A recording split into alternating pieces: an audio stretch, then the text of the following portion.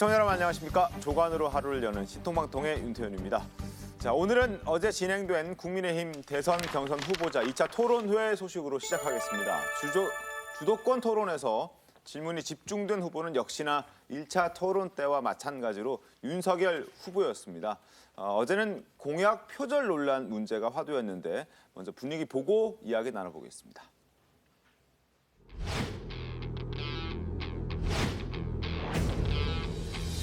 윤 후보님 공약을 보면 정세균, 이낙연, 송영길 또 우리 유승민 후보 공약까지도 짬뽕을 내놨더라고.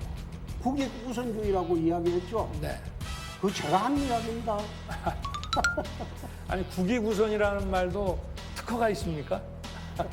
별명이 하나 새로 붙은 거 알고 계십니까 혹시? 어떤 거죠? 카피 닌자라고.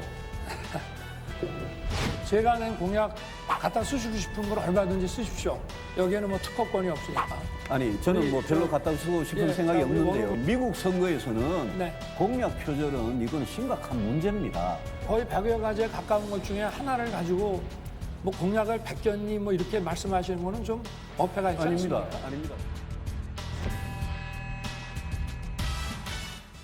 네, 공약 베끼기 공방에 포문을 연 건 홍준표 후보였습니다. 홍 후보는 윤 후보를 향해서 공약이 짬뽕돼 있다 이렇게 공격했는데요. 뒤이어 원희룡 후보까지 윤 후보에게 카피 닌자라는 별명까지 새로 만들어주면서 난타전이 벌어졌습니다. 이 공약 난타전 조금 더 자세히 확인해 보겠습니다. 공약을 보면 정세균, 이낙연, 송영길 또 우리 유승민 후보 공약까지도 짬뽕을 내놨더라고. 그래가지고 윤 후보님 공약이 아니에요. 이거는. 아닙니다. 전부 이거는 그래 해놓고 이 부동산 분야에 이번에 최고 아이디어를 낸 겁니다. 핵균형 공약도 보니까 그거 하면서 국익 우선주의라고 이야기했죠. 네. 그 제가 한 이야기입니다. 아마 여러 후보들의 공약들을 보신 것 같은데 소상공인 또는 코로나 회생 공약에서는 아마 제 공약이 제일 완벽한 것 같아서 고스란히 갖다 쓰신 것 같은데 맞습니까? 정치선언을 하기 전부터 자영업 소상공인 문제에 대해서 제가 관심이 아주 많았고요. 정책 갖다 쓰는 건 좋습니다. 근데 그 때문에 별명이 하나 새로 붙은 거 알고 계십니까 혹시? 어떤 거죠? 카피 닌자라고. 혹시 아십니까? 아주 인기 있는 캐릭터입니다. 아마 여러 후보들의 공약을 갖다 쓰는 것은 사실은 있을 수 있죠. 우리끼리는 원팀이니까 뭐 그렇다 치더라도 토론의 그 이빨과 발톱에 갈기갈기 상처를 입을 가능성이 많다고 보여집니다. 네, 하나씩 짚어보겠습니다. 자, 공약이라는 것이 뭐 모든 분야에서 같을 수는 없습니다만 최 의원님 일부분 뭐 비슷하거나 뭐 유사할 수도 있는 부분 아닐까요? 어떻습니까? 그렇죠. 아니 저는 이렇게 생각합니다. 하늘 아래 새로운 공약이 과연 있을까? 어차피 정책이라는 거는요. 이렇게 널려 있습니다. 널려 있는 가운데 어느 후보가 공약을 할 경우에 어느 정책을 선택해서 나의 정책으로 만들고 그걸 구현할 것이냐가 제일 중요한 것이지. 그 뭐 아주 창의적인 공약이 없다. 뭐 이런 공격 자체가 저는 정치적 프레임이라고 보고요. 네. 그다음에 정말 국민을 위해서 이건 좋은 정책이라고 본다면 네. 그것이 상대 진영이라도 저는 가져다 쓸 수 있다고 생각을 합니다. 다만 그걸 자기 걸로 소화를 해서 국민들 앞에 설명을 하고 실제 그게 원래의 뜻대로 잘 구현되도록 설계를 잘 하면 되는 거거든요. 그렇기 때문에 제가 어제 저 공방을 저도 봤는데 네. 그 공방은 그야말로 후보들 간에 서로 상대방을 비판하기 위한 공세 아닌가 이렇게 생각이 듭니다. 공세를 위한 공세 아닌가? 손정희 변호사님 어떻게 보셨어요? 일단 뭐 그 공약이 좀 비슷한 후보들은 종종 있었죠. 정치권에서도 뭐 공약 그 내용만 좋다라고 한다면 차용할 수 있다라고 보이는데 유독 한 후보가 많이 이제 차용을 하다 보니까 이런 논란이 제기되고 정치 도의에 문제가 있는 거 아니냐 이런 지적이 따르는 것인데요.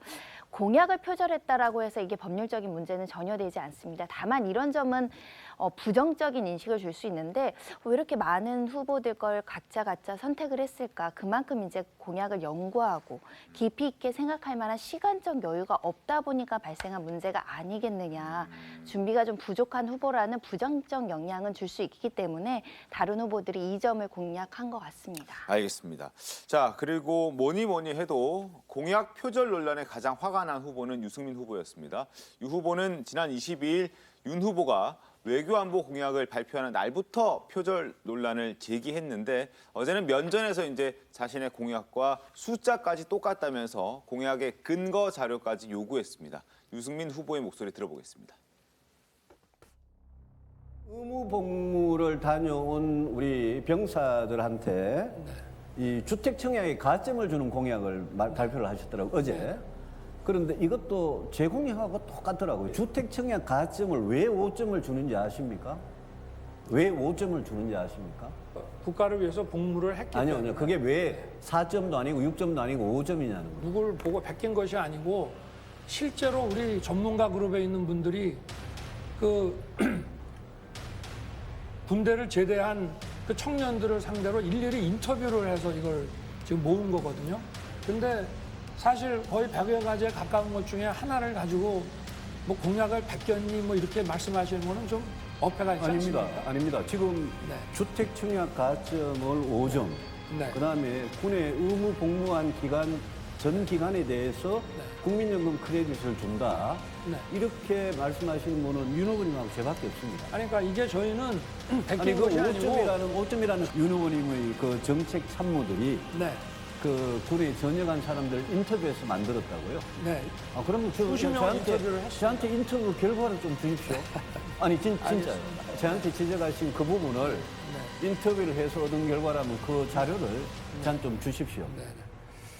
그리고 미국 선거에서는 네. 공약 표절은 이건 심각한 문제입니다.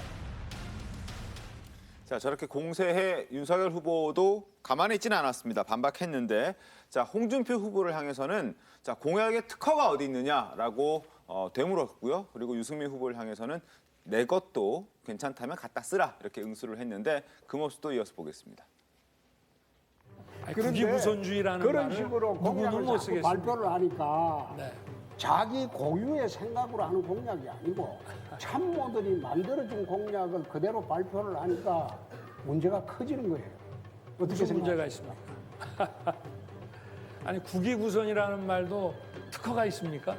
우리가 어느 후보분들도 제가 낸 공약 갖다 쓰시고 싶은 걸 얼마든지 쓰십시오. 여기에는 뭐 특허권이 없으니까.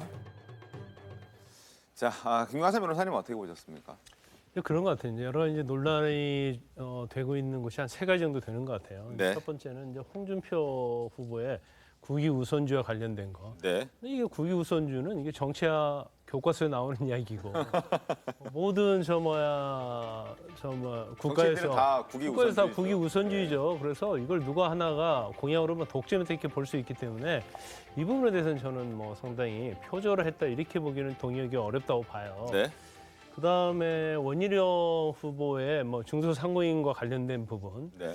이런 것들은 이제 구체적인 측면에서는 어쩔지 모르겠지만 전체적이고 코로나와 관련된 부분 이런 네. 거에서는 누구나 정치에 좀 비슷할 수 있다. 근데 유승민 후보가 지적한 부분은 좀 저는 일리가 있다 봐요. 그러니까 주택 청약 가점을 5점으로 하고 네. 군 의무복무한 전 기간에 대해서는 국민연금 크레딧을 준다 이렇게 했거든요. 근데 이것은 일반적인 공약 중에서 아주 구체적인 부분이거든요. 그러면 5점을 왜 줘야 하는지, 네. 왜 국민연금 크레딧을 줘야 하는지 이 부분에 대해서 윤석열 후보가 이건 좀 명확히 좀 밝히는 게 좋았다고 봐요. 그래서 뭐 5점이 될 수도 있고 유승민 후보의 말처럼 뭐 4점이 될 수 있고 6점이 그렇죠. 될 수 있는데 네. 5점을 준 이유가 있을 거란 말이에요. 그래서 이런 약간 섬세한 측면에서는 좀 약간 윤석열 후보의 좀 부족함이 발견된다 이렇게 볼 수가 있는데 네. 근데 우리가 뭐 저도 뭐 선거에 참여해 본 적이 있지만 이 정책이라는 것이요 후보의 머리에서 나오는 게 아니에요. 뭐 이재명 후보도 마찬가지고 지금 후보들 다 마찬가지죠. 자기가 고심하고 연구를 해서 그걸 끄집어내려고 하면 10년, 20년 연구도 사실 쉽지 않죠. 왜냐하면 그 많은 정책은 전문가가 해야 하거든요. 네. 근데 그 사회 복지, 뭐 외교, 안보 이런 모든 분야의 전문가는 될 수는 없는 거예요. 그러면 전문가들이 짜는 정책에 대해서 자기가 들어보고 판단하고 이걸 정책으로서 채택을 할 것인지 결정하는 거기 때문에 사실 후보로서 이건 한계는 분명히 있어요. 그렇지만 일단 정책으로 하겠다고 결정이 된 다음에는 후보가 적어도 그 정책 범위 안에 있는 거에 대해서는 완전한 숙지가 돼야 한다 이렇게 봅니다. 그래야지 대통령이 되면 그걸 공약에 맞게 의지를 가지고 실천할 수 있지 않겠습니까? 그래서 그 부분에서는 뭐 윤석열 후보가 사실은 대선을 준비하는 기간도 그렇게 길지 않고 했기 때문에 뭐 약간 미숙한 점이 있을 수 있다 이렇게 봅니다. 네. 네, 저도 방금 김광삼 변호사님 말씀대로 유승민 후보 공약은 제가 봐도 좀 이렇게 너무 유사한 점이 많은 것 같기는 해요. 카피한 흔적이 좀 보인다. 어느 정도는 있을 수 있습니다. 실무진이나 정책을 네. 짜시는 분들 차원에서. 또 그런데 과연 이 논란을 가지고 정치적으로 누가 득실을 얻었는지를 놓고 보면 저는 윤석열 후보가 이렇게 반경 내지는 해명을 한 부분이 나쁘지 않았다고 봅니다. 내 것도 가져다 쓰시라. 뭐 공약에 특허권이 어디 있느냐라고 어떻게 보면 쿨하게 받아치는 모습을 보였고 유승민 후보가 사실은 충분히 할 만한 얘기고 타당한 말씀을 하는데도 불구하고 뭔가 이렇게 좀 사람이 작아 보이는 이렇게 어떤 트집을 잡는 것 같은 모양새로 시청자분들에게는 보여지는 면도 저는 분명히 있었을 거라고 봐요. 그리고 우리나라는 그 유승민 후보께서는 미국에서는 이게 공약 표절하면 큰일 난다 말씀하셨는데 그거 맞습니다. 예컨대 바이든 대통령도 예전에 대선에 출마했을 때 공약 표절이 문제돼가지고 낙마를 한 적도 있고 그럴 정도로 굉장히 이게 미국에서는 중요한 문제인데 갖다 쓸 수는 있지만 출처를 써야 되거든요. 예컨대 뭐 유승민 후보 공약을 뭐 참고를 한다 그러면 이걸 참고했다라는 걸 밝혀야 되는데 그걸 안 밝히면 큰 윤리적인 문제로 비화하는 건 맞습니다. 미국에서는. 근데 우리나라는 아직 그런 관념이 어떻게 보면 엄밀하게 자리 잡기 전이고 그러다 보니까 이 부분에 대해서 지나치게 공세를 하다 보면 좀 특히 야권 지지하시는 분들이 보시기에는 아예 같이 원팀인데 뭘 이런 거 가지고 그러냐라고 보실 수도 있겠다라는 그런 생각이 들었습니다.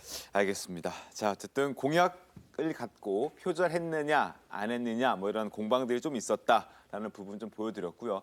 그리고 홍준표 후보와 유승민 후보 같은 경우에는 서로를 향해서 배신자 프레임을 씌우기 시작했습니다. 그 모습도 보여드리겠습니다.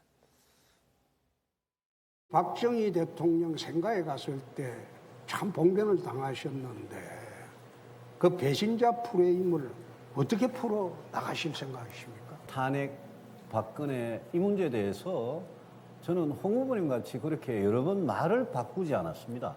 저는 일관되게 저는 탄핵은 제 양심과 소신에 따라서 정당했다고 말씀드렸고 홍 후보님께서 박근혜 전 대통령을 유리할 때는 이용을 했다가 불리할 때는 그냥 뱉어버리는 그런 식으로 여러 번 말을 바꾼 데 대해서 정말 정치인이 어떻게 저러실 수 있나 싶습니다. 그럼 배신자 프레임을 계속 안고 나가시겠다. 홍 후보님 같은 분이 어떻게 보면 진정한 배신자죠. 그렇게 말을 바꾸면 그게 배신이지. 그런데 그게 소신입니까? 아니, 제가 제가 배신자라면- 배신자면, 아, 홍 후보님, 제가 배신자면 최순실이가 충실입니까? 자, 서로를 향해서 이제 배신자 공격을 했는데 이게 유권자들에게 과연 뭐 어떻게 들렸을지는 좀 궁금해집니다. 글쎄 제가 보기에는 이제 박근혜 전 대통령 탄핵에 찬성했다 뭐 이런 거 아니겠습니까? 네. 이제 홍준표 후보가 유승민 후보를 공격하는 포인트가. 네. 그런데 저는 이미 국민의 다수는 그런 부분을 훨씬 뛰어넘었다고 생각합니다. 그러니까 무슨 얘기냐면 국민의힘의 김종인 비대위원장 체제가 들어서면서 네. 저는 탄핵의 강은 이미 건넜다고 보거든요. 그래서 사실은 초기 박근혜 전 대통령 탄핵이 논의되던 그 시점에 유승민 전 대표를 비롯한 바른정당 계열 사람들이 배신자라는 지적을 과거 친박 세력들로부터 받았던 건 사실이죠. 네. 그리고 국민 다수가 그런 생각을 하고 있었을 겁니다. 네. 그런데 실제 탄핵이 이루어지고 그 이후에 대선 지방선거 겪고 나서 그다음에 김종인 전 비대위원장 체제까지 겪고 나서는 네. 이 부분에 대해서 김종인 전 비대위원장이 사과하지 않았습니까? 그렇게 되면서 저는 국민의 다수는 이미 그 프레임에서 완전히 벗어났다고 보고 벗어났을 특히 것이다. 야권 지지자도요. 그런데 아직도 유승민 후보에 대해서 배신자라고 지적하는 사람들이 있어요. 네. 그거는 바로 과거 친박 세력 중에 정말 소수 남은 사람들. 지금 이제 우리공화당이나 뭐 이런 그 일부 세력이 있다고 보지 저는 다수는 그걸 뛰어넘었는데 아직도 홍준표 후보는 이른바 공격 프레임으로 그 배신자 얘기를 지금 하고 있는 거거든요. 저는 야권 지지자 다수가 공감할 수 있는 부분은 아니다 이렇게 생각합니다. 네. 굉장히 배신자 부분에 있었어요. 사실 뭐 유승민 후보에 대해서 아주 진박이나 이제 친박, 이제 정치 세력 또는 이제 박근혜 전 대통령을 워낙 강하게 지지하는 그런 사람들은 충분히 이 얘기할 수 있는 거예요. 그러니까 그 탄핵에 찬성한 것이 옳고 그르냐 그걸 떠나서 근데 자기가 지지했고 어떻게 보면 유승민 후보는 이제 박근혜 전 대통령이 굉장히 정치적으로 유상을 높이는 데 있어서 역할을 한 거잖아요. 네. 그러니까 정말로 박근혜 전 대통령의 적극성 지지층은 배신자 프레임을 들고 나올 수 있지만 제가 볼 때는 홍준표 후보는 이 얘기를 하면 안 될 것 같아요. 그 이유는 여러 가지 있지만 사실은 탄핵 과정도 그렇고요. 그 이후에 당대표 하면서도 계속적으로 박근혜 전 대통령의 탄핵 또는 박근혜 전 대통령을 굉장히 옹호하는 친박, 진박에 대해서 굉장히 비판했다가 경우에 따른 자기의 정치 이득을 위해서는 또 다른 얘기를 하면서 계속 반복이 돼 왔거든요. 그런데 본인이 그 당시에 이제 탄핵에서 반대를 했다랄지 아니면 적극적으로 박근혜 전 대통령을 어떻게 옹호했다면 모르겠지만 그렇게 한 적이 없는데 어떻게 보면 뭐 저도 그때 굉장히 혼란스러웠어요. 저 사람이 어떤 생각을 하고 있는지 저분이. 그런데 지금 여기에서 유승민 후보를 공격하는 것 자체는 사실은 뭐 프레임을 좀 잘못 설정했다 이렇게 봅니다. 알겠습니다. 자, 그리고 홍준표 후보를 향해서 하태경 후보는 이런 얘기를 했습니다. 조국, 수홍 이 논란을 지적했는데 지난 1차 토론에서 홍준표 후보가 조 전 장관 일가족 수사를 비판했던 그 부분을 재차 다시 한번 지적을 한 겁니다. 이에 대해서 홍 후보는 조 전 장관을 향해서 가장 경멸한다고 했던 그 과거 발언까지 끄집어내서 이제 강조를 했는데 그 모습도 한번 보고 이야기 이어가겠습니다. 조국과 썸 타고 있는 게 또 있더라고요. 또 있었어요? 예. 검수완박 아시죠? 검찰 수사권 박탈하겠다. 네. 검수완박 공약을 하셨죠.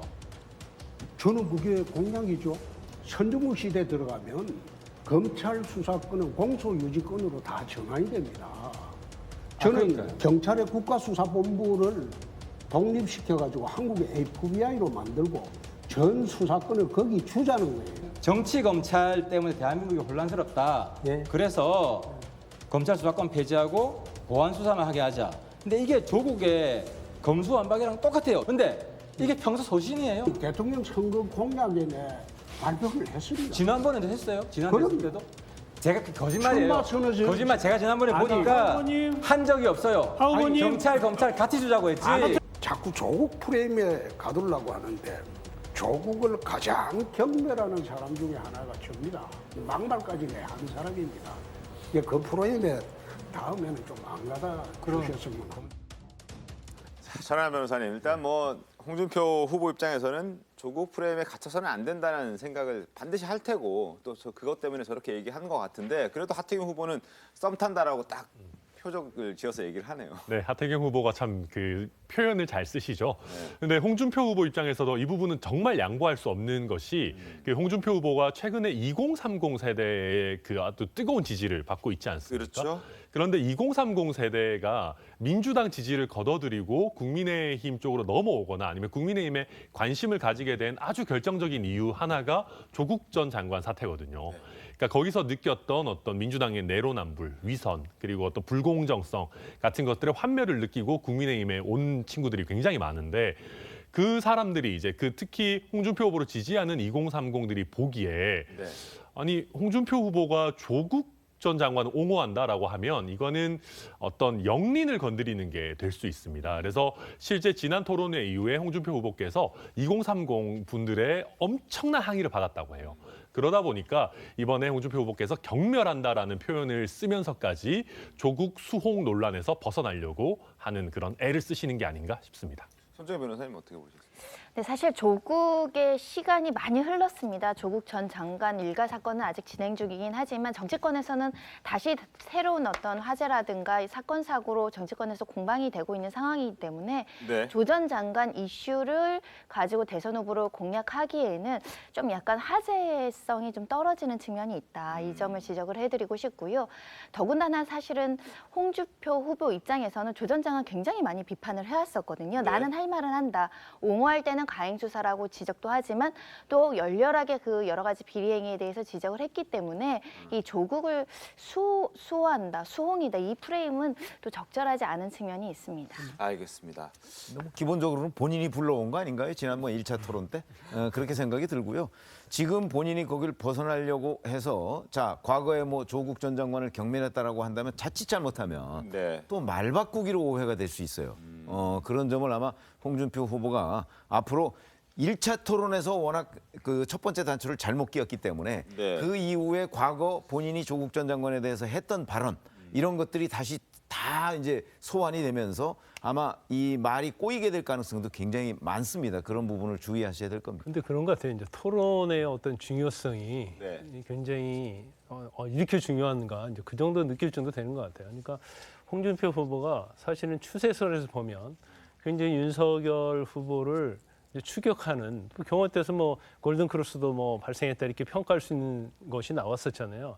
근데 사실 지난 TV 토론 때 조국 전 장관의 수사는 과잉 수사했다, 뭐 가족을 도르겠다 이런 얘기를 했단 말이에요. 그래도 우리가 많은 얘기가 역선택에 의해서 좀 더 지지도를 높이려는 그런 전략적 의도가 아니냐 이런 얘기를 했는데 제가 볼 때는 그 말 자체가 본인이 좀 부메랑이 된 것 같아요. 사실은 그때 TV 토론 이후에 어떤 추세선이 지금 올라가지 못하고 정체 아니면 지금 꺾이는 형세에 있거든요. 그래서 사실 어떤 역선택에 의해서 경선에서 성공할 수는 없다. 그러면 자기만의 색깔과 가지고 가면서 이제 정책을 가지고 가야하는데 약간 뭐 지금 검수완박에 관한 것도 사실은 여당이나 조 전 장관이 주장한 그런 취지와 좀 비슷하잖아요. 그러면 오히려 보수 측에 있는 사람부터 지지를 받는 것이 어려울 수 있거든요. 그래서 좀 그런 부분에서 전략적 선택을 좀 잘못했다. 그리고 본인의 어떤 토론 과정에서 말에 의해서 저 프레임에 갇힌 거기 때문에 네. 본인은 앞으로 어떤 경선 과정에서 좀 그런 부분은 좀 심각하게 고민을 해야 하지 않나 싶습니다. 알겠습니다. 지금까지 2차 토론회 내용을 좀 짚어드렸는데 이번 주 일요일 또 3차 토론이 있고요. 2차 경선까지는 또 총 4번의 토론회가 더 있습니다. 한번 어떤 얘기들이 나오는지 한번 끝까지 지켜보도록 하겠고요. 그리고 윤석열 캠프 얘기 좀 잠깐 하겠습니다. 윤 캠프에는 새로운 고민이 좀 생겼는데 캠프에서 종합상황실장을 맡고 있는 장제원 국민의힘 의원이 최근 아들의 음주 측정 거부 논란으로 캠프에서 물러나겠다는 뜻을 밝혔기 때문입니다. 먼저 과거 장제원 의원과 아들의 목소리 한번 들어보겠습니다. 저희 아들도 조금 국민들께 좀 무리를 빚어가지고 그런 랩하는 문제에 대해서 제가 사실 많이 반대도 했었고 아들한테 스트레스 많이 준 것 같아요. 자신이 가는 일에 응원을 해주고 싶고 제가 장용준의 이름을 장용준이라 지었는데 그 장용준에 대한 이름에 대해서 부담감 풀을 털어버리고 자신이 지은 이름 노엘 그 노엘에 대해서는 참 책임과 의무를 가지고 정말 사랑받고 앞으로 잘 행복한 삶을 영위하기를 제가 기도하는 마음으로 응원하고 있습니다. 이번 일을 계기로 아버지랑 잘 풀게 돼서 너무 행복했어요. 그러니까 아빠랑 거의 10년 가까이를 진짜 남처럼 살았거든요. 워낙에 권위적인 직업을 가지신 분이고 집에서도 엄하셨기 때문에 제가 무서워하다가 처음으로 제 인생 처음으로 아빠랑 대화를 했어요. 인간적인 대화를. 이게 있더라고요. 진짜 이게 통하는 게 진짜 이 말을 하다 보니까 와, 이 아빠가 이런 사람이었구나. 자, 이제 과거에 저랬습니다. 사이가 안 좋았는데 잘 풀었다. 근데 지금 이제 아들이 음주 측정 거부한 것도 부족해서 경찰을 폭행했다는 그 논란까지 휩싸이면서 혹시라도 캠프에 안 좋은 영향을 미칠까 걱정스러운 이제 장제원 의원이 직을 내려놓겠다 이렇게 수차례 윤 전 총장에게 밝혔다고 합니다. 그런데 이를 반려했다는 것까지 일단 전해졌습니다.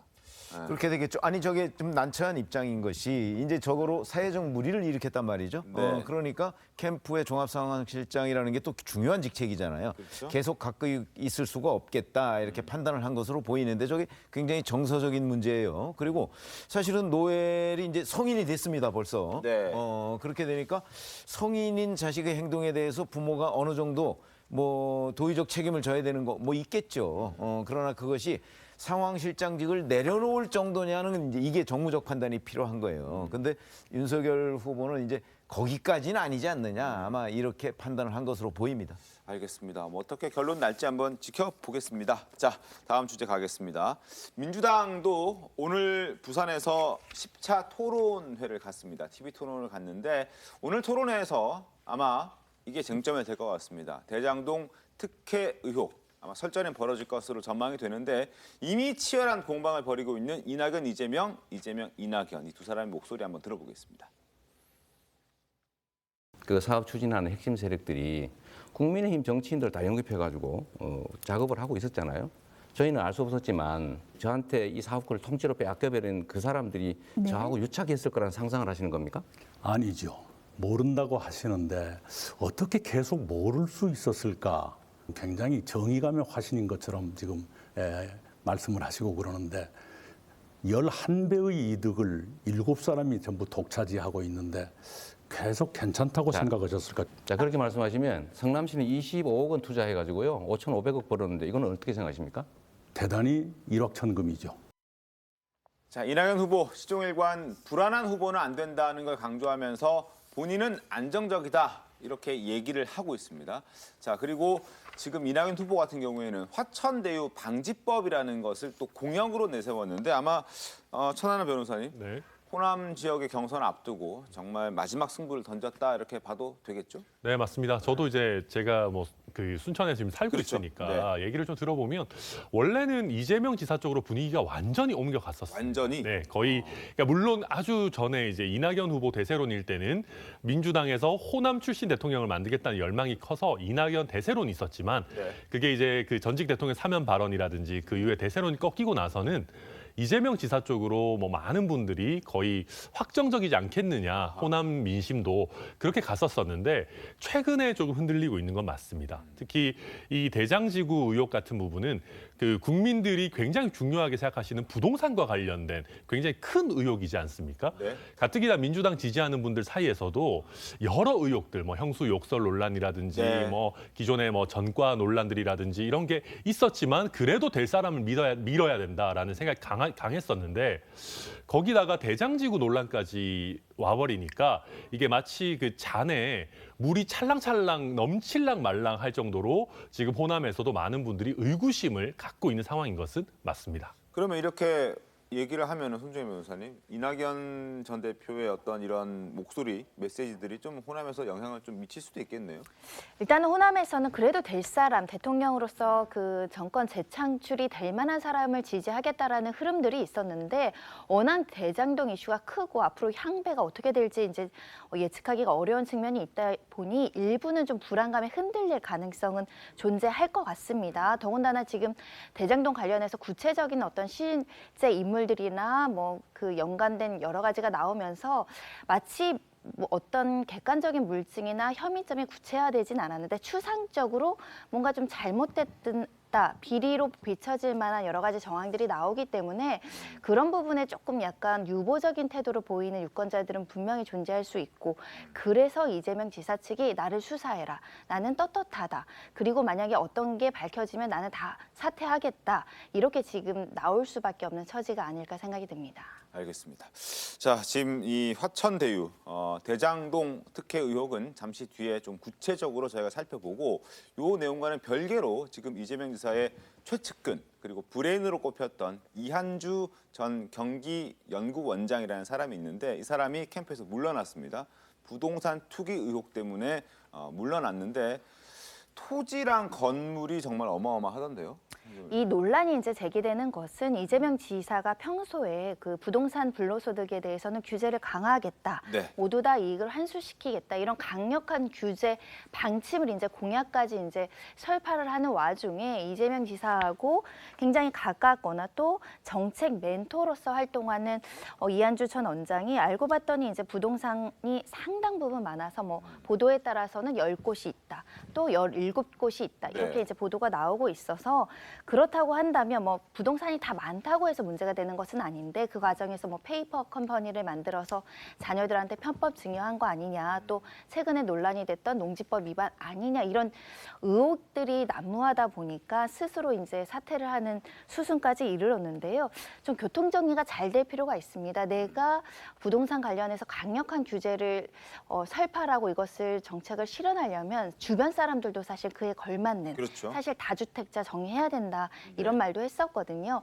그에 걸맞는 사람인지를 좀 주변을 살펴봤어야 되는데 좀 뒤늦은 조치 아니었을까라는 생각이 듭니다. 알겠습니다. 다만 이한주 전 원장 같은 경우에는 투기와는 본인은 관계가 없다라고 일단 반박을 하고 있는데 그 내용 잠깐 보겠습니다. 투기와 전혀 관계없는 일이다. 일단 정략적인 모략을 막기 위해서 더 강한 공세를 좀 사전에 방지하기 위해서 일단 캠프 본부장은 사임을 하겠다라고 얘기를 했지만 투기와는 전혀 관계없는 일이라고 얘기를 하고 있습니다. 어쨌든 영향은 미치겠죠. 어떻습니까? 그렇죠. 아니 더군다나 이한주 전 원장이 그 이재명 지사의 대표적인 그 공약이죠. 기본소득의 설계자라고 합니다. 맞습니다. 자, 그런 사람이 이제 부동산 투기 의혹을 받고 있다. 근데 본인은 뭐 투기 의혹과 관련이 없다고 그러지만 그건 뭐 따져봐야 될 문제고요. 정말 네. 관련이 없는 것인지. 그리고 이제 지금 현재 뭐 이 대장동 의혹도 그 최측근이 기본적으로 설계했던 거 아니겠습니까? 네. 그리고 이제 기본소득 설계자도 저렇고. 그러면 이재명 지사, 이재명 후보의 주변에 있는 주요한 정책 그 핵심들이 사실은 계속 지금 문제를 일으키고 있는 거잖아요. 이런 점들이 이재명 지사한테 대장동 의혹은 더군다나 지금 의혹의 초창기 단계입니다. 네. 이러니까 앞으로 지금 호남에서 사실은 좀 갸우뚱한다는 것도 이 의혹이 나중에 어디까지 갈지가 지금 명확하지가 않잖아요. 현재까지는 이재명 지사가 발주처인 건 맞지만 성남시장이었으니까. 네. 근데 구체적으로 어디까지 관여했는지는 현재 분명하지가 않아요. 근데 나중에 또 이게 드러날 가능성도 있고 뭐 그렇지 않을 가능성도 있단 말이죠. 그러니까 불안한 거죠. 유권자들 입장에서. 이제 이런 것들이 영향을 크게 미치죠. 물론 앞으로 진전 과정, 더군다나 이재명 지사가 이 사건과 관련해서 수사를 자기는 언제든지 받겠다. 이렇게 얘기를 하면서 특검은 거부하고 있잖아요. 네. 이런 점들이 불안감을 부추기고 있다고 생각을 합니다. 알겠습니다. 진중권 전 교수도 이번 대장동 의혹 사건을 놓고 제2의 조국 사태다 뭐 이런 얘기를 한 적도 있습니다. 그래서 이제 파장이 어디까지 갈지는 좀 저희가 다 같이 지켜봐야 되는 것이고 지금은 앞서 최 의원 말씀해 주신 대로 초창기 단계이기 때문에 의혹들이 이렇게 많이 나오고 있고 규명해 나가는 그런 단계입니다. 검찰 수사도 이제 본격화된다고 하니까 한번 지켜보도록 하겠고 그리고 하나 더 볼 부분은 이재명 지사가 이제 이번 주 일요일에 예능 프로그램에 출연할 예정입니다. 이미 녹화는 마쳤고 이제 촬영은 끝났고 방송이 될 날짜가 이제 이번 주 일요일인데 근데 이제 방송을 앞두고 방송사가 좀 난처한 상황이 됐습니다. 이 지사가 그동안 자신의 치적이라고 자랑을 해왔던 계곡 정비 사업을 놓고 남양주시와 충돌했기 때문입니다. 남양주시에서는 지금 이 문제를 놓고 예능 프로그램 방영 금지 신청까지 냈다고 하던데요. 네, 맞습니다. 그 지금 이재명 지사와 남양주시의 조광안 시장이 부딪히고 있는 상황입니다. 네. 처음 시작했던 쟁점은 지금 방영 금지 가처분을 낸 쟁점은 뭐냐면 계곡 정비 사업이 누가 원조냐 하는 것입니다. 그러니까 이재명 지사는 본인의 치적이라고 굉장히 많이 홍보를 했죠. 남들이 아무도 못했던 계곡 정비를 내가 해냈다라고 이제 홍보를 했었는데 사실은 이재명 지사가 하기 전에 남양주시의 조광안 시장이 남양주에서 그걸 먼저 했었어요. 그래서 그러다 보니까 이게 원조 논란이 있었고 이재명 지사에 대해서도 뭐 그걸 묻는 경우도 있었고 이재명 지사도 일부 뭐 그쪽이 먼저 한 게 맞다라고 인정한 경우까지 있었습니다. 근데 그러다 보니까 이게 감정 싸움처럼 돼가지고요. 그 뭐 경기도에서 남양주시에 줘야 되는 뭐 특별 조정 교부금인가 보조금인가 이런 거 70억도 주지 않고 남양주의 시에 있는 공무원들에게 뭐 징계도 하고 이런 식의 경기도에서 그런 일들이 있다 보니까 남양주 시장이 무슨 얘기까지 했냐면 최근에 대장동 게이트를 덮으려고 남양주시를 핍박하는 게 아니냐라는 얘기를 할 정도로 지금 경기도와 남양주시가 갈등을 겪고 있고요. 다만 시청자 여러분께 말씀을 드리면 이렇게 말씀을 들으면 뭔가 민주당 출신 시장이 아닌가? 국민의힘 소속인가라고 생각하실 수 있는데 그렇지 않고 남양주 시장도 민주당 소속임에도 불구하고 지금 이재명 지사와 이 정도로 예능 프로에 나오는 거를 막겠다라고 할 정도까지 극한 대립을 이어가고 있습니다. 알겠습니다. 작년 한 해 동안 경기도가 남양주시에 대해서 감사를 10번 이상을 했어요. 그렇죠? 놀라운 일이죠. 놀라운 일입니다. 어쨌든 해당 프로그램은 지금 지난주에 윤석열 전 검찰총장을 다뤘고요. 그리고 이번 주는 이재명 후보, 다음 주는 이낙연 후보 편을 방송할 예정입니다. 그런데 이 와중에 홍준표 후보가 왜 나는 빠졌냐라면서 아쉬움을 드러냈다고 합니다. 목소리 한번 들어보겠습니다. 집사부 일체인가 뭐 어느 방송에서 하는 거는 여당 2명, 야당 1명 이렇게 섭외를 할 때는 야당의 유일한 주자로 윤석열 후보만 봤을 때 그랬는데 그 방송국에서도 지금은 상당히 당황을 하고 있을 겁니다. 이럴 줄 알았으면 섭외를 저한테도 했을 건데 이렇게 치고 올라가서 1등이 돼버릴 줄은 전혀 몰랐다고 합니다. 그래서 다른데 지금 예능을 찍고 있습니다. 자, 그리고 이낙연 후보는 최근에 경선에 이제 집중하겠다고 의원직 사퇴를 선언하지 않았습니까? 그리고 실제로 이달 이제 국회 본회의를 통과하면서 의원직을 벗어 던졌죠.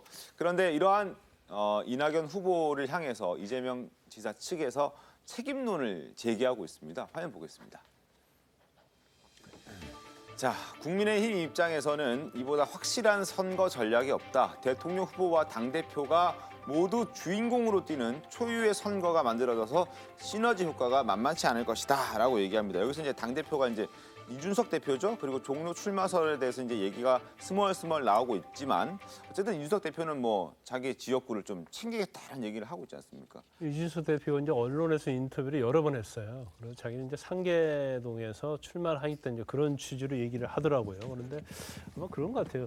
아마 이재명 캠프 입장에서 보면 이낙연 후보가 본인의 국회의원직 사퇴 자체가 이게 상당히 이제 처음에 예상할 때는 뭐 국회의원 사퇴 자체가 좀 진보하지 않냐 그랬는데 의외로 이게 사실은 좀 동정심을 좀 이끌어냈다고 봐요. 그래서 그 부분에 있어서 좀 희석을 하려는 그런 뭐 전략적 의도가 있을 수 있다고 보고. 네. 그런데 지금 저 의구심 자체는 현실화될 수 있다고 저는 봅니다. 그리고 지금 당대표가 이준석 대표가 젊잖아요. 네. 그러면 젊은 층에 어떻게 보면 지지를 받고 있는 거고 그리고 또 야권에서 누가 이제 후보가 될지 모르지만 야권 후보들은 대부분 이제 나이가 있는 그런 후보들이잖아요. 그래서 윤석열 후보가 됐건 또 다른 후보가 됐든 되고 나면 사실은 이게 신구의 조합이 이루어질 수 있다. 그러면 대통령을 찍는 것 자체가 이준석을 찍는 거 되고 또 이준석을 찍는 것 자체가 대통령을 찍는 것이 되기 때문에 제가 볼 때는 이것은 굉장히 그림 자체는 좋은 그림이다 이렇게 봅니다. 그래서 이준석 대표가 나가지 않겠다고 여러 번 공언을 하고 있지만 만에 하나 내년 선거에 있어서 종로에 나갈 후보가 적절치 않다거나 아니면 당에서 판단할 때 이준석과 런닝메이트식으로 대통령이 나가게 되면 이것은 정말로 필승 카드라고 보면 이준석 대표도 안 나갈 수는 없을 거예요. 그렇기 때문에 이 변수도 내년 대선은 좀 상당히 좀 영향이 있고 파괴력이 있다 저도 그렇게 평가를 합니다. 알겠습니다. 어쨌든 뭐 이재명 지사 캠프 측에서는 자신을 공격해오고 있는 이낙연 전 지사 측을 전 대표 측을 아마 공격하기 위해서 이런 카드까지 좀 꺼내는 거 아닌가 싶기도 합니다. 자, 그리고 지금부터는 이제 본격적으로 대장동 개발 특혜 의혹 살펴보겠습니다. 인물 중심으로 한번 짚어보겠습니다. 중심에 있는 그 첫 번째 인물 바로 유동규 전 성남개발공사 본부장입니다. 유 전 본부장은 대장동 개발 사업과 관련해서 주주도 구성하고요. 배당금 수익 구조 같은 사업 전반을 설계한 핵심 인물 중에 핵심으로 꼽히고 있습니다. 특히 이재명 지사와도 굉장히 두터운 사이로 지금 알려져 있는데 화면 보겠습니다. 자, 2008년도에 아파트 리모델링 추진위원회 조합장으로 이제 전면에 등장을 하기 시작합니다. 그리고 2010년 이재명 지사가 성남시장에 당선된 후에 성남시에서 굉장히 많은 역할들을 합니다. 시장직 인수위원회, 도시건설분과 간사를 시작하면서 성남시설관리공단 기획본부장, 그리고 성남도시개발공사 기획본부장, 여기서는 사장 대리 역할까지 하죠. 그리고 2018년에 이재명 지사가 현재 이제 경기지사로 당선된 후에는 올해 1월까지 임기 3년짜리 경기관광공사 사장을 영입합니다. 갑자기 이제 뭐 건강상의 이유로 자신이 옷을 직접 벗긴 했지만 어쨌든 이재명 지사와는 계속해서 한 10여 년 이상 가까운 사이로 지내왔다는 게 지금 저 누군지에 대해서 파악하는 과정, 어떤 그 히스토리를 보면은 쉽게 확인을 할 수 있는데, 그런데 이재명 캠프에서는 유동규 전 본부장에 대해서 계속 모르쇠로 지금 일관을 하고 있습니다. 이 논란에 대해서 좀 짚어봐야 될 부분이기도 한데 지금 김병욱 의원의 목소리 한번 들어보겠습니다. 이 사업을 디자인한 게 유동규 씨잖아. 이 사람이 이 사업에 대해서 모든 것을 너무나 잘 알고 있을 텐데, 가장 잘 아시는 분일 텐데. 그걸 단언할 수 없는 거죠. 근데 이분 어디 가셨어요?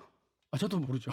연락 안 되세요? 저도 그분을 하고는 꽤 됐죠. 우리 같은 분당 저기 있으니까. 아니 뭐 연락한 적은 없습니다. 이재명 발언을 끌어들이고 공모를 하고 이 모든 그림들을 한 게 그 개발공사의 그 직무대리였던 유동규 씨 아닙니까? 그럼 이분이 그거는 뭐 전혀 확인할 길이 없습니다. 자, 이렇게 모르쇠로 지금 일관하고 있습니다. 근데 이제 유 전 본부장의 핵심 인물로 지목하는 이유는 앞서도 말씀드렸듯이 대장동 개발 사업에 이제 전반에 관여한 것도 있긴 합니다만 이번 특혜 논란에 민간이 과도한 이익을 가져간 걸 방지할 수 있는 이 규제를 유 전 본부장이 차단하고 또 묵살했다는 복수의 관계자들의 증언들이 나오고 있기 때문입니다. 자, 이 관계자들의 증언도 한번 들려드리겠습니다. 가먹지 말고 도시공사하고 서로 초과되는 이익분에 대해서는 서로 샤워를 하자. 그런 장치가 있었단 말이에요. 자, 물론 이 같은 주장에 대해서는 유 전 본부장은 사실과 다르다는 입장을 견지하고 있습니다. 지금은 잠적해 있지만 잠적하기 전에 과거 TV조선과 통화할 때 어떻게 얘기했는지 들어보겠습니다. 혹시라도 수익이 좀 많이 나면 방법이 있을까? 그것도 제가 한번 지시를 내린 적이 있었던 것 같아요. 자, 최병우 위원님, 지금 말이 전혀 다르지 않습니까? 두 사람의 사이. 그런데 유동규 전 본부장이 TV조선하고 통화할 때는 그런 걸 제가 했을 거요 그런 지시를 그러니까 뭐냐면 수익이 많이 날 경우에 그걸 차단하는 장치를 했을 거요라는 식으로 조금 불분명하게 얘기를 했고요. 저 다른 방송이 지금 그 증언을 이렇게 청취한 내용을 보면 거기는 아주 분명하게 그런 장치를 건의했는데 유동규 본부장이 묵살했다 이렇게 돼 있습니다. 그래서 두 그 발언 가운데 어떤 게 더 신뢰가 가는가 하는 부분은 이제 앞으로 뭐 수사나 이런 곳에서 따져봐야 될 부분이고요. 어차피 상식적으로 봐도 이게 시행을 했던 사람들 얘기를 들어보면 이게 시행을 하는 과정에서 이게 시행이 1, 2년 사이에 되게 끝나지 않습니다. 네. 오랜 기간 이어지기 때문에 그 중간에 부동산 가격이나 뭐 이 자산 가치가 늘어났다가 줄어들었다가 뭐 이럴 수가 있어요. 그럴 경우에 그 방지 장치 어느 한쪽이 과다하게 수익을 가져가면 곤란하지 않겠습니까? 그렇죠. 이게 어찌 보면 뭐 이재명 지사는 뭐 공영 개발이라고 주장을 하지만 실체를 보면 민관 합동 개발이거든요. 네. 그러니까 여기에서 어느 한쪽으로 치우치게 수익이 그 가면 곤란하다. 해서 그런 방지 장치를 마련하는 게 상식입니다. 그런데 그 장치가 여기에서는 없는 것으로 보여요. 그러면 이게 그 상식적인 일을 하지 않은 게 누구 때문이냐 하는 건 반드시 규명돼야 될 대상이거든요. 그런데 지금 증언은 유동규 본부장이 그걸 막았다 하는 증언이 나오고 있기 때문에 그거 앞으로 뭐 수사든 뭐 만약에 뭐 특검으로 갈지 안 갈지 모르지만 뭐 그런 데 있으면 반드시 그 부분을 규명해야 되는 거다 이렇게 생각합니다. 손아람 변호사님도 비슷한 의견이십니까? 네, 그렇습니다. 지금 이게 뭐 그 이재명 지사 쪽 얘기는 그거죠. 뭐 관에서 먼저 어느 정도 확정적인 수익을 얻고 그 다음에 민에서 뭐 수익을 얻어가는 거기 때문에 자기 어느 정도 민간에서도 위험을 부담한 것 아니냐라는 반론을 제기하고 있습니다만은.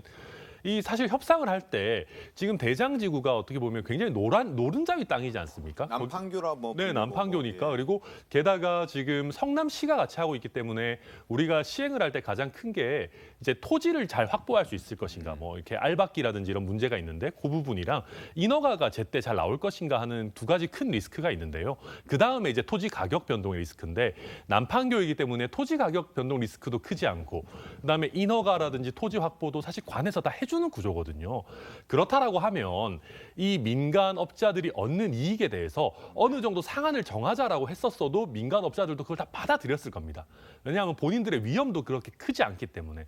근데 이런 상황에서 저는 왜 이런 걸 두지 않았느냐 의구심이 나올 수밖에 없고 특히 내부 관계자가 이런 걸 건의했음에도 불구하고 묵살당했다. 물론 지금 이 유동규 씨는 본인이 했을걸요라고 얘기를 하고 있지만 당시 이 유동규 씨의 얘기가 좀 납득이 되지 않는 것이 본인이 어느 정도 결정할 수 있는 위치에 있었음에도 불구하고 뭐 본인이 건의를 했을걸요라고 얘기하는 것 글쎄요. 많은 국민들께서 납득을 할 수 있을지 저는 의문입니다. 그리고 이제 앞서도 김병호 의원의 목소리 좀 들려드렸는데요. 진중권 전 교수랑 이제 여러 가지 이야기를 했겠죠. 유 전 본부장과 이런 대장동 개발 특혜와 관련해서 전혀 모르쇠로 일관하고 있는 것도 약간은 좀 의심스럽다는 생각도 좀 드는데 왜냐하면 이제 이 유동규라는 사람이 캠프에서 일을 했다 안 했다 이런 논란도 지금 좀 있는 부분이거든요. 아니 뭐 캠프에서 일을 한 걸 봤다는 사람이 있고 캠프 측에서 일한 적이 없다 이렇게 얘기를 하고 있어요. 근데 이 지금 대장동 개발 특혜와 관련해서는 가장 키맨이 바로 이 유동규거든요. 그런데 저는 좀 이해가 가지 않는 측면이 이재명 후보는 수사를 하라 이렇게 얘기를 하고 있잖아요. 네. 그러면 키맨이었던 사실 유동규 씨가 기자 아니면 인터뷰를 통해서 본인이 기자회견을 통해서 이게 왜 문제가 되지 않는가에 대해서 본인이 설명을 해줘서 국민이 납득할 수 있으면 이재명 지사도 굉장히 자유로울 거예요. 근데 왜 전화 연락을 끊고 기자들과 대면을 하지 않는지, 접촉하지 않는지 그건 좀 이해할 수 없고, 일단 유동규 전 본부장은 지금 본인이 이제까지 해온 이력을 보면 성남시부터 시작해가지고 지금 뭐 시설관리공단 기획본부장이단 말이에요. 또 도시개발 관련해가지고 기획본부장, 그 관광공사 사장 이렇게까지 역임했잖아요. 그러면 이 기획본부장 자리는 시장의 측근 중에 측근들이 가는 자리거든요. 근데 그렇기 때문에 이재명 지사가 측근이라고 볼 수 있는 거고, 지금 문제가 되는 것은 지금 관계된 이 회사 성남뜰이라는 SPC 회사를 설계를 누가 했느냐. 그러니까 투자금에 관련해서 누가 했느냐. 그다음에 이렇게 설계를 한다면 누구로부터 승인을 받느냐. 이거 중요한 거 아니? 제일 중요한 거잖아요. 두 번째가 이제 화천대유가 일주일 만에 뭐 회사 만들어서 바로 또 컨소시엄에 참여하게 했는데 이 과정도 굉장히 중요하단 말이에요. 이걸 유동규 전 본부장이 키를 가지고 있단 말이에요. 그런데 이렇게 언론과 회피하는 것 자체는 사실은 오히려 우리가 의구심을 가질 수 있는 거죠. 뭐가 있는 게 아니야? 이런 생각을 가질 수밖에 없기 때문에 본인이 제가 볼 때는 기자회견이나 그런 형식을 통해서 구체적으로 어떻게 설계되고 어떻게 승인이 됐고 어떻게 해서 화천대유가 여기에 들어가게 됐고 그런 부분을 좀 자세히 밝혀주는 것이 정말 정정당당하다면 이재명 후보에게도 도움이 된다 이렇게 봅니다. 그러니까 이제 지금 나오는 의혹들은 다 무언가 이익이 너무 거대하니까 혹시 비리가 있을 것이다 추상적인 의혹 제기들이 굉장히 난무하고 있거든요. 근데 구체적으로 그럼 이런 PF나 시행이나 컨소시엄 계약상에 어떤 실질적인 문제가 있고 이게 어떤 범죄 혐의가 있는지를 구체적으로 지적하지는 못하고 있는 상황 같아요. 왜냐하면 이런 대규모의 그 개발 사업을 하다 보면요. 임원들이 뭐 구속되고 고소고발자는 난무합니다. 워낙 큰 규모와 많은 사람들의 이해관계가 그 얽혀있기 때문인데 이 사건도 그래서 뭐 핵심 그 인물로 지목되고 있는 남모 변호사도 구속 기소가 됐었어요. 그래서 재판까지 갔었다가 이제 무죄 판결을 받았었고요. 그리고 관련해서 검찰 수사 다른 사람들도 받았습니다. 그리고 감사원 감사도 진행이 됐다는 거예요. 그럼 객관적인 자료나 감사 자료 또 수사 자료 중에 혹시 미진한 수사가 있었는지 이런 것들을 구체적으로 지적하면서 어떤 비리가 있다, 어떤 혐의가 있다 이런 것들을 지적을 해야 되는데 어떻게 수천억을 몇 사람이 가져가냐 이런 식으로 접근하면 부동산 시행 사업 이해를 잘 못하는 거죠. 지금 보도에서 문제가 되는 게 이재명 지사가 업무상 배임 혐의가 있지 않겠느냐 이런 식의 보도인데 만약에 이게 민간이 아니고 공적 개발로 모든 이익을 공공이익으로 환수하려는 절차가 진행 중에 이재명 지사나 측근들이 개입을 해서 이것을 완전히 민간 개발로 바꿔서 이익을 그 민간 개발로 모든 걸 특혜를 줬다. 이러면 사실 배임의 문제의 소지가 있지만 전후 과정은 민간이 다 독차지하려고 했던 걸 어떤 방식으로든 성남이 들어와서 5천억을 가져갔다는 거 아니에요? 그런데 나머지 반수익 구조에 있어서 계약을 하는 데 있어서 왜 일부가 이렇게 많이 가져가는 구조를 만들었느냐. 그건 사실은 수많은 은행과 증권사와 관련된 업체들이 이제 얽혀있는 문제니까 계약의 문제입니다. 근데 너무 지나치게 이것을 단정적으로 횡령을 했을 것이다, 비리를 했을 것이다, 뇌물을 받았을 것이다 이렇게 몰아가서는 현재로서 좀 리스크가 있는 거 아닌가라는 생각이 들고요. 객관적인 자료를 좀 많이 검토하고 의혹을 던질 필요가 있다라고 생각이 듭니다. 근데 지금 그 자료들 많아요, 굉장히. 왜냐하면 우선 협상 대상자 뭐 이걸 지정하는 과정에서 하루 만에 뚝딱 해치웠다. 제대로 된 검토도 없이 뭐 이걸 비롯해서 그다음에 뭐 성남의 뜰 그걸 우선협상대에서 지정하는 과정에 심사위원 중에 하나가 그 이해관계인이 들어가 있다. 뭐 이걸 비롯해서 굉장히 많습니다. 여기에. 그다음에 또 하나는 이게 마치 뭐 공영개발로 전환하면서 민영개발은 악이고 공영개발은 선이다. 이런 식의 지금 이분법적 프레임으로 가져가는 건 완전히 잘못된 얘기예요. 그건 왜 그러냐면 민영개발을 하더라도요. 뭐 도로, 시설, 기반시설 이런 것들이요. 다 기부 체납합니다. 그렇죠? 그러니까 5,503억 원을 뭐 그 내가 이재명 성남시장이 아니면 도저히 할 수 없는 일이다? 그거는 얘기가 안 되는 거죠. 그건 시행을 해본 사람은 다 알아요. 왜 그러냐면 아파트만 덩그러니 세울 수 없는 거잖아요. 그 주변 도로나 공원이나 뭐 학교 부지나 이런 거 다 만들어야 되는 거 아닙니까? 이런 것들은 그 시행업자가 다 기부 체납해요. 그러면 그 사람들도 다 이게 내가 이거를 다 땡겨왔다 이렇게 얘기를 할 수가 있는 건 아니지요. 그런 점에서 본다면 이 5,503억을 성남시로 환수한 게 뭐 단군일의 최대 모범 사례다. 거기에 상당한 정도의 왜곡이 있습니다. 알겠습니다. 그런데 이제 부동산 시행과 관련해서 이게 일반적인 부동산 시행과 관련 형태로 이루어졌으면 아무리 민간업자가 가져갔다 하더라도 뭐 그럴 수 있다고 얘기할 수 있어요. 그런데 일반적 부동산 개발 시행과는 전혀 다른 모습으로 진행이 된 거단 말이에요. 진행 속도도 마찬가지고 배분에 있어서 마찬가지고 그렇기 때문에 이런 문제가 발생하는 것이지 이게 만약에 어떤 컨소시엄을 하는 데 있어서도 어떤 금융기관이 출자하고 거기에 대해서 배당을 가져가고 이런 형식으로 일반적인 형태로 쓰면 아무런 문제가 없다는 거죠. 그런데 그런 형태를 벗어나면서 여러 가지 특혜를 줄 수 있는 계약서 조항이 있고 그렇기 때문에 우리가 의구심을 가질 수밖에 없다. 이렇게 볼 수 있는 거죠. 알겠습니다. 자, 뭐 이제 검찰이라든지 경찰, 이제 사정기관들이 수사의 본격화 이제 시작을 했다고 지금 전해지고 있습니다. 지금 말씀해 주셨던 여러 의혹들 지금 깨끗하게 좀 밝혀지길 바라고 수사와 관련된 부분들은 잠시 뒤에 좀 살펴보겠고요. 그 전에 왜 이렇게 이 화천대유, 이 대장동 개발 특혜 의혹에 법조인들이 특히나 유명한 법조인들이 왜 이렇게 많을까 하는 의문을 갖고 계신 분들도 상당수 계실 걸로 예상이 됩니다. 자, 그리고 어제 하나 새로 드러난 또 사실이 있죠.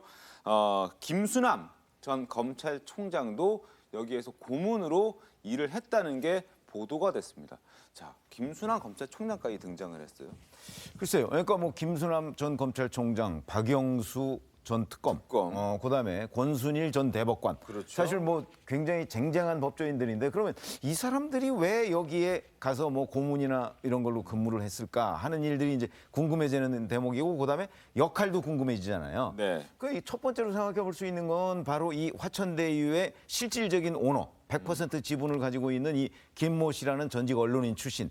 이 사람이 기자를 할 때 법조 출입 기자를 굉장히 오래 했다는 거 아니에요. 그래서 네네. 서로 잘 알았다는 거, 뭐 그거 하고 그다음에 여기에 또 상당한 지분을 가지고 있고 화천대유의 그 자회사인 천화동인 그 1호부터 7호까지 있는데 그 중에 하나를 실질적으로 등기부상으로 소유하고 있는 남모 변호사라는 사람이 있어요. 네. 거기도 변호사거든요. 네. 그러니까 이제 법조인들이 서로 이렇게 얽혀서 갔을 가능성도 있고 그 외에 정말 다른 이유.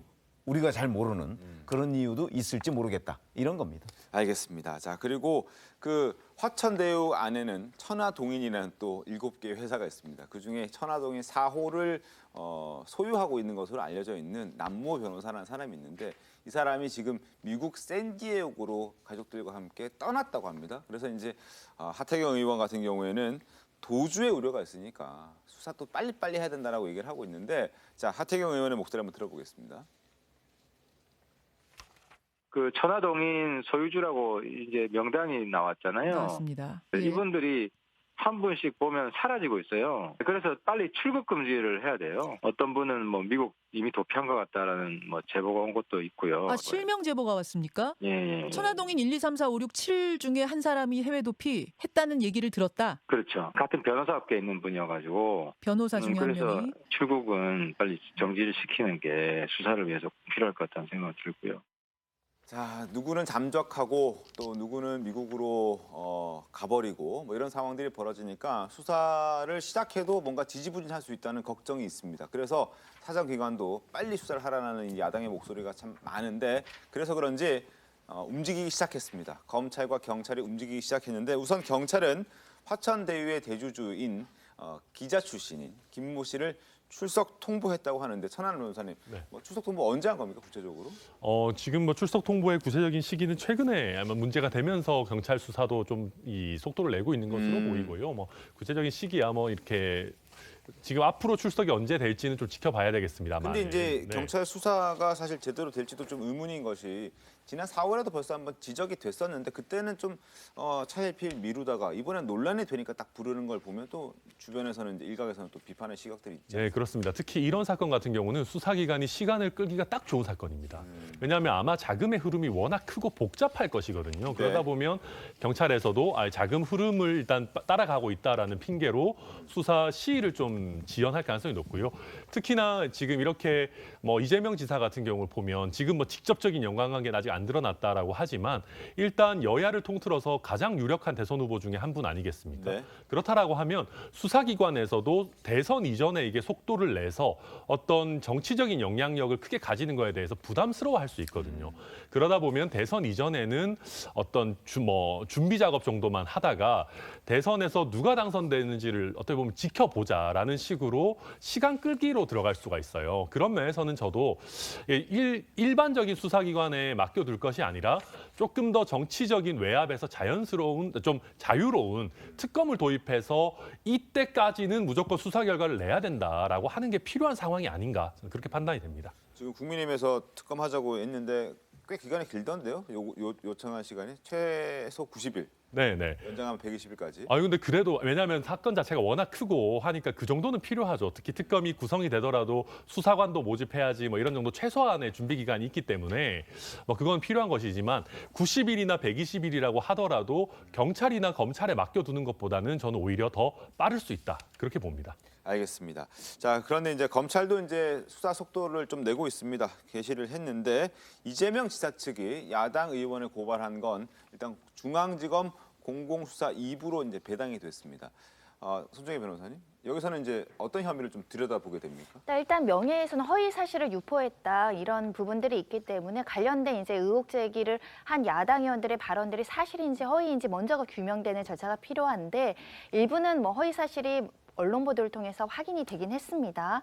그 과정에서 공적 사안이니까 이것을 진실로 믿을 만한 상당한 이유가 있었는지 이런 것들을 이제 쟁점으로 볼 것으로 보이고 지금 나온 의혹 제기들 상당수 부분은 먼저 이게 비리가 있는지 먼저가 혐의가 인정이 돼야 되니까 순차적으로 진행될 수밖에 없는 사건이다 이렇게 말씀드릴 수 있고요. 네. 지금 이제 구체적으로 수사가 개시될 수 있는 부분은 회사 자금이 이제 회사 통장에 남아 있었던 것을 임직원이 이것을 인출했는데 이것이 인출 목적이나 사용 지출이 횡령이나 배임 아니냐 이거거든요. 지금 구체적으로 수사할 수 있는 것들은 여기에서 만약에 정관계 로비의 흔적이 있거나 하면은 사실 누군가가 특정하기 어려운 사람들이 문제가 될 여지는 있죠. 네. 통상적으로 이렇게 큰 규모의 사업을 하면 사실 여하를 막론하고 또 관계된 사람들 모두 다 그리고 앞으로 수사나 이런 것들을 대비해서 법조계 인사들에게도 로비한 사건들이 전례가 있었죠. 만약에 이런 사건인지 아니면 인출했지만 정당한 목적으로 사용했는지 이런 것들을 먼저 규명하고 나서야 이제 비리가 있다 없다가 확정이 될 것으로 보입니다. 알겠습니다. 어쨌든 이런 부분 좀 살펴봐야 될 부분들이고 국민의힘에서는 경찰도 검찰도 수사를 시작했지만 모두 믿지 못하겠다는 입장입니다. 그래서 특검 요구하고 있고 국정조사도 요구하고 있습니다. 국민의힘 목소리 듣겠습니다. 광란의 투기판을 깔아준 이재명 지사, 지인인 화천대유의 대주주, 이재명 지사의 선거법 위반 사건에 얼토당토하는 논리로 무죄 판결을 내린 대법관, 내부자들이 스크럼을 짜서 일반 선량한 국민들은 원감생심, 꿈도 못 꾸는 미친 수익률을 만들어냈습니다. 이재명 후보도 1원 한 장 받은 것 없고 수사에 100% 동의한다고 밝혔고 민주당이 특검과 국정조사에 조속히 동의하지 않을 이유가 전혀 없습니다. 자, 저렇게 국민의힘에서는 요구를 하고 있지만 민주당에서는 특검과 국정조사 그 어느 것도 받아줄 마음은 아직까지는 없는 것 같습니다. 그래서 인원수도 부족한 판에 쉽지는 않아 보이는 상황인데 국민의힘 대선 주자들이 이제 목소리를 내기 시작합니다. 이재명 지사를 한 목소리로 질타하고 있는데 들어보겠습니다. 이재명 지사는 본인은 뭐 후보 사퇴하겠다, 공직 사퇴하겠다고 했는데 저는 그 사건 제대로 조사하면 이재명 지사는 감옥 갈 겁니다. 그럼 감옥에 가야 합니다. 저는 뭐 이런 사건들을 좀 다뤄봤기 때문에 견적이 좀 나옵니다만은 자금 추적한다는 핑계로 제대로 조사를 안 하고 시간을 계속 지체하면서 증거인멸의 기회를 줄 가능성도 있습니다. 화천대유 꼭 가십시오. 영화 아수라 보셨습니까? 이번 대선은 아수라의 진실을 밝히는 선거가 될 것 같습니다. 자, 그리고 정의당도 그동안 이 대장동 특혜 의혹에 대해서 좀 관망을 해오던 이 정의당도 이제는 수사가 필요하다는 목소리를 내면서 이재명 지사를 압박하고 있습니다. 이어서 듣겠습니다. 화천대유 하세요라는 우픈 추석 인사가 생길 정도입니다. 국민들의 허탈감이 이루 말할 수 없습니다. 대장동 개발 사업은 공공개발에 외피를 썼지만 민간 개발 사업자의 막대한 불로소득을 공공이 방치했거나 동조한 사업이라는 의혹을 피할 수 없습니다. 어떠한 형태의 수사라도 적극 협력하는 자세를 보여야 할 것입니다. 자, 이렇게 야당이 공세 수위를 끌어올리자 이재명 지사는 민주당 대선 경선 후보들을 향해서 우리 공동 대응하자 이렇게 제안을 했다고 합니다. 화면 보시죠. 자, 가급적 빨리 공동 행동에 나서면 좋겠습니다. 이번 주말 민주당의 중심 광주, 전남 경선이 예정돼 있습니다. 시간이 지날수록 진실은 명백해지고 더구나 저 이재명은 때리면 때릴수록 강해질 뿐입니다. 나중에 아차 자살골이었구나 후회하게 될 것입니다. 그 후회하기 전에 자 같이 하자 이렇게 얘기를 하네요. 어떻습니까? 일단 현 상황을 본인이 위기라고 생각하고 있는 것이다. 저는 이렇게 봅니다. 그래서 그 위기 탈출을 남들이 좀 도와달라 그러는데 지금 경선 중이잖아요. 네. 저는 뭐 도와줄 가능성 그중에 이제 제일 문제가 되는 것이 이낙연 후보인데 이낙연 후보가 지금 이 상황에 대해서 어찌 보면 정확하게 아는 상황이 아닌 것 같아요. 네. 근데 나중에 정말 도와줬다가 문제가 생기면 어떻게 되겠습니까?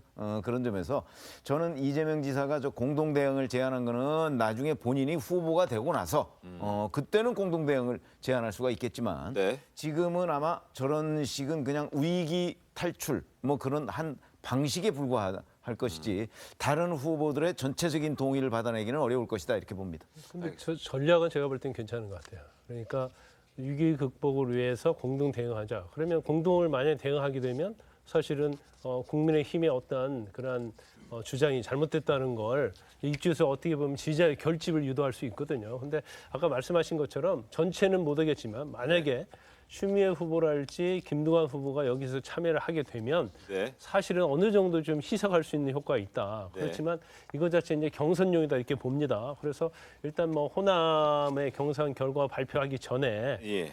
이걸 하자는 것은 굉장히 전략적으로 잘 생각을 했다고 봐요. 그런데 이 부분이 이제 통할지 어쩔지는 좀 지켜봐야 할 것 같아요. 알겠습니다. 지금 저희가 이렇게 이야기를 하고 있는 와중에 유동규 씨, 그 본부장, 전 본부장, 잠적해 있었던 그 전 본부장이 미디어 오늘과 인터뷰를 한 내용이 이제 기사화가 돼서 이제 공개가 됐는데 뭐 연락처와 뭐 이렇게 바꾼 배경 뭐 이런 부분에 대해서 좀 설명을 쭉 하고 있는데 일단 하나 좀 눈에 띄는 건 이재명 지사와의 인연은 2010년부터 시작이 됐다라고 얘기를 하고 그리고 그 언론인 출신이라고 알려져 있는 화천대유의 그 대주주 그 사람과도 연관이 있는 것도 아니고 아무런 사이도 아니다. 그냥 기자로만 알고 있다. 이렇게 일단 좀 해명을 하고 있는 상황이거든요. 지금 내용을 제대로 못 보셔가지고 그렇죠. 예, 설명을 어떻게 아니 부탁드리게 그러니까 이제 본인은 여튼 이재명 지사의 최측근 뭐 이런 얘기는 이제 어느 정도 인정을 하고 있는 거잖아요. 네. 2010년에 그 이재명 성남시장 인수위원회부터 일을 했으니까. 네. 그리고 그 이후에 이재명 지사가 성남시장에서 경기도지사 당선됐을 때도 이 사람을 사실상 데리고 간 거 아닙니까? 경기관광공사 사장을 네. 시켰으니까. 이제 그런 부분이고. 자, 그러면 본인이 지금 이제 이 미디어 오늘과 인터뷰에서 그 부분을 얘기했는지 모르겠으나 바로 민간에 과도하게 수익이 배분되는 문제를 본인이 저지했느냐 아니면 어떤 장치를 마련했느냐 하는 부분. 그 부분 뭐 이런 제가 지금 방금 봤습니다. 네. 예, 지금 말씀드릴게요. 사업 추진 당시 설계 방식을 놓고 내부에서 비판 목소리가 나왔다는 보도가 있었다. 이 부분에 대해서 어떻게 좀 해명을 해달라는 취지의 질문에 이렇게 얘기를 합니다. 비판 목소리나 혹은 다른 제안을 보고받은 적이 없다라고 얘기를 하고 이렇게 중차대한 사안을 구두로 보고하지는 않았을 것 아닌가. 문서로 보고했을 텐데 그런 문서를 본 적이 없다. 이렇게 얘기를 하고 있는 상황입니다. 그런데 이제 유동규 씨 입장에서는 네. 사실 뭐 이재명 지사와의 측근 중에 측근으로 이렇게 알려져 있잖아요. 그래서 원론적인 얘기를 할 수밖에 없을 것이다. 그래서 본인의 어떤 일방적인 인터뷰가 아니고 기자들이 질문을 받는다랄지 아니면 수사기관에서 지금 제기되고 있는 의혹들에 대해서 네. 사실은 답을 해야 하는 거고 그럼 본인이 나는 그런 적이 없다 이렇게 끝나는 건 아니잖아요. 네. 그럼 거기에 관계된 또 다른 인터뷰는 그 사람들의 어떤 얘기도 들어봐야 하는 거고 그다음에 화천대가 왜 오게 됐는지 이제 그런 왜 어떻게 연결이 됐는지 네. 그런 걸 전체적으로 다 들어봐야 하는 거죠. 그래서 지금의 어떤 언론의 인터뷰 자체는 아마 본인하고 상당히 본인의 의견을 잘 전달할 수 있는 매체를 통해서 했을 가능성이 크다. 그래서 저것은 뭐 그쪽의 이야기지 이게 대장동 개발과 관련된 의혹을 해소하는 데는 뭐 도움이 되지 않을 거다 이렇게 봅니다. 자, 그리고 뭐 쭉 몇 가지 말씀드리겠습니다. 그동안 두문 문출했던 이유에 대해서는 기자들에게 전화가 왔는데 이런저런 설명들을 자신의 입장을 좀 얘기를 했다고 합니다. 그런데 설명한 내용은 사라지고 엉뚱한 기사가 나왔다. 본인의 입장에서 그렇습니다. 그래서 언론에서 어떤 목적을 갖고 접근했다라고 느꼈고 그래서 전화번호를 바꾸게 됐다라고 얘기를 합니다. 그리고 또 하나 수익 배당 방식을 설계했다는 그 이야기에 대해서는 뭐 누가 임의로 짤 수가 없는 것이다. 그러니까 성남 도시개발공사에서도 용역을 맡았던 것이고 뭐 누가 정한 것은 아니다 이런 얘기를 하고 있고요. 하여튼 여러 가지 이야기를 좀 하고 있고 관계자들에 대해서도 설명을 좀 하고 있는데 그리고 하나 좀 저희가 말씀드려야 될 내용이 있습니다. 즉 김수남 전 검찰총장이 지금 이 고문을 했다는 부분에 대해서 해명 나온 부분이 있어서 좀 설명을 드리겠습니다. 자, 화천대유 관련해서 개인 자격으로 본인이 고문 계약을 체결한 사실은 없다. 다만 과거 소속되었던 법무법인과 이 화천대유 간에 법률 고문 및 경영 자문 계약을 체결했다. 자문료도 다 세금 계산서를 발부받는 등 신고도 다 했고 어쨌든 적정 범위 내에서 이루어졌음을 말씀드린다라는 것까지 김수남 전 총장의 입장까지 좀 말씀을 드렸습니다. 자, 오늘 말씀 여기까지 듣고 잠시 뒤에 돌아오겠습니다. 네, 오늘 준비한 신통방통 여기까지입니다. 다음 주에 더 신통하게 돌아오겠습니다. 고맙습니다.